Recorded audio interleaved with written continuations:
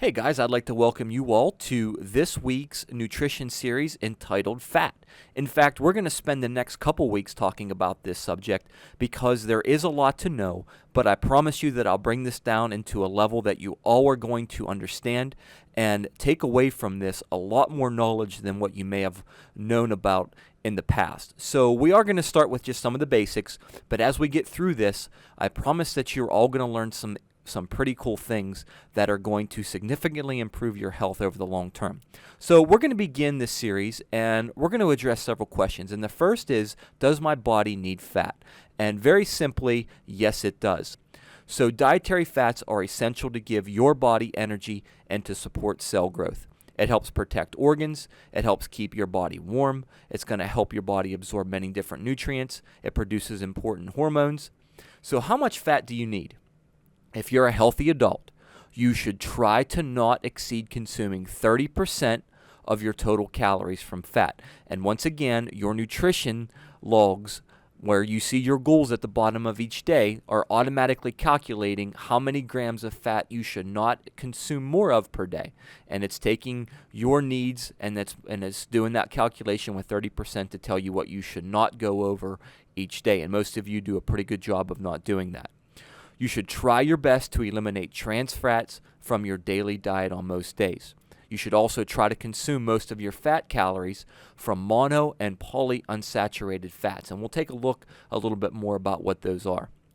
And then I want you to keep in mind that the lower your saturated fat and trans fat intake is, the lower your risk for heart disease and strokes will be. So how many different fats are there? There are 4 major dietary fats in the foods that we eat. And I'm going to list those in categories, and we're going to call these good fats and bad fats. And as you can see there, the bad fats are those that are saturated in trans fats, okay, and they're typically more solid at room temperature. And then the other category is good fats, which include the mono and polyunsaturated fats, and these fats are typically liquid at room temperature, so they're your oils and things like that. So let's take a little bit of a different look at these and help you understand this a little bit better. Let's break this down into 2 specific categories. Underneath fats, there are 2 main subcategories. The first is saturated fat. The second is unsaturated fat. And you can see underneath unsaturated, there's several branches underneath that. Really undersaturated, the branch ends, and there's really nothing else that you need to know that falls underneath there. I also want you to pay attention to the colors that I have assigned to each one of these. You can see that the saturated fat is colored in red, and the unsaturated fats are in green except for the omega-6 down here. And we're going to talk over the next couple of lessons about all of these, and you'll learn a lot more about them as we go through.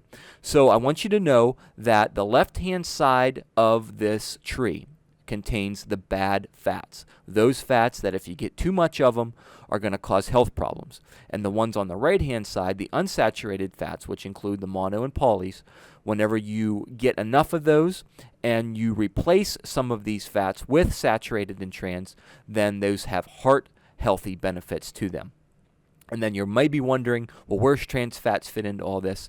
And they actually can be put over here with the saturated sides. They're not a branch of saturated. They're more of a man-made form of saturated fats, but they're not a branch of that. But we're going to keep them over here on the left-hand side to distinguish that these are the fats from this side over that are going to wreck your health if you get too much. And then those fats on the right-hand side of this chart are going to help your health. So do all fats have the same number of calories? That's a pretty good question.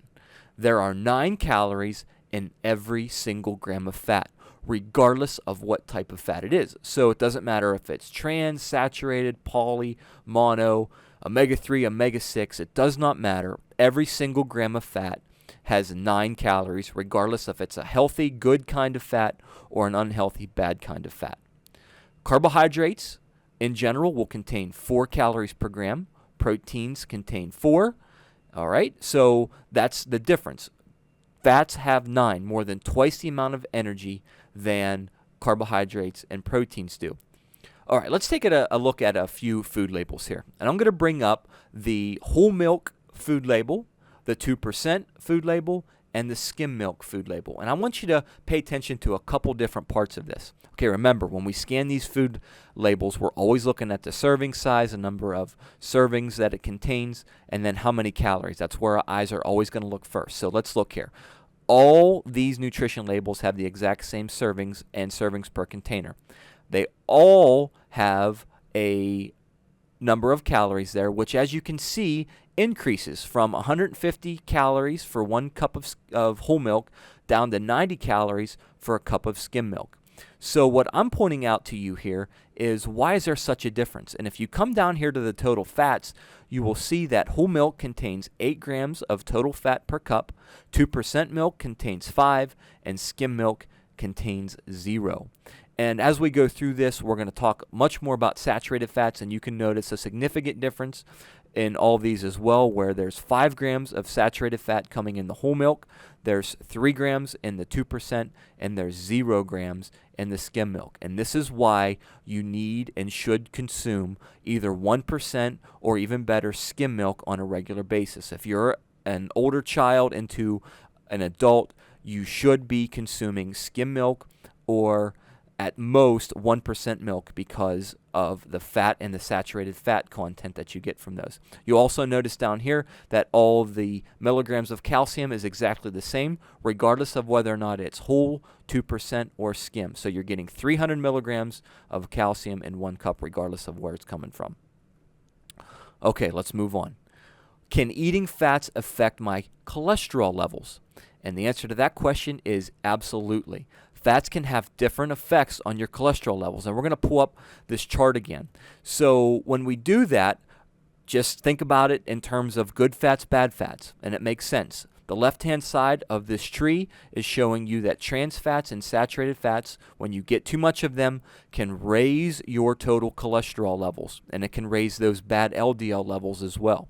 Where the fats on the right-hand side of this chart are known to help improve your cholesterol levels, all right, decrease risk for heart diseases and strokes. But also what you need to know about this is that these fats, when consumed in adequate amounts, can help alleviate or prevent those things from happening, but you have to, in essence, replace these fats with these bad saturated and trans. I'm not saying that you should never or can never get these fats in your diet to still see results. It's just that you need to start transitioning into using more of these fats and less of these fats if you want to see improvements in your total cholesterol levels, see your LDL go down, see your HDL levels improve, and all those things. All right, so hopefully that chart makes it a little more easy to understand. The good ones improve things, the bad ones can wreck health. Can fats be part of a healthy diet?